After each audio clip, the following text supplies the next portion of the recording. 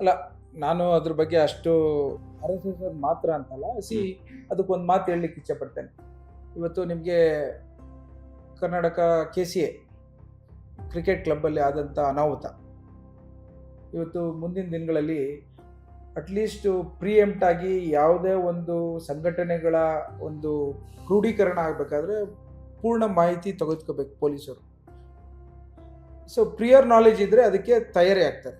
ಆ ಹಿನ್ನೆಲೆಯಲ್ಲಿ ಸರ್ಕಾರದ ಮೈದಾನಗಳಲ್ಲಿ, ಸರ್ಕಾರದ ಶಾಲೆಗಳಲ್ಲಿ ಸಾಂಸ್ಕೃತಿಕ ಕಾರ್ಯಕ್ರಮ ಬಿಟ್ಟರೆ ಈವನ್ ಕಾಂಗ್ರೆಸ್ಸು ಮಾಡಬಾರ್ದು.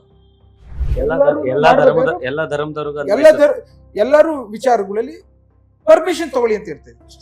ಪರ್ಮಿಷನ್ ಕೊಡ್ತಾ ಇಲ್ವಲ್ಲ, ಅದಕ್ಕೆ ಪರ್ಮಿಷನ್ ವಿಚಾರದಲ್ಲಿ ಅದು ಪೂರ್ಣ ಪ್ರಮಾಣ ಬೇಕಾದ್ರೆ ನಾನು ಸಹ ಅವ್ರ ಜೊತೆ ಕೈ ಜೋಡಿಸ್ಕೊಂಡು ಕೊಡೋದ್ರಲ್ಲಿ ತಪ್ಪಿಲ್ಲ ಅನ್ನೋದನ್ನ ವಾದ ಮಾಡೋದು ಒಂದ್ ಕಡೆ ಆಗ್ಲಿ.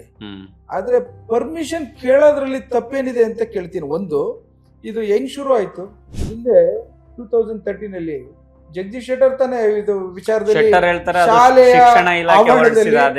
ಶಾಲೆಯ ಆವರಣಗಳಲ್ಲಿ ಯಾವುದೇ ಕಾರ್ಯಕ್ರಮಗಳು ಮಾಡಬೇಕಾದ್ರೂ ಪೂರ್ಣ ಮಾಹಿತಿಗಳು ತೆಗೆದುಕೊಂಡು ಅನುಮತಿ ತೆಗೆದುಕೊಂಡು ಮಾಡಿ ಅಂತ ಹೇಳಿರೋಂಥ ಮಾತಿಗೆ ಮುಂದುವರಿದ ಭಾಗ ಇದು.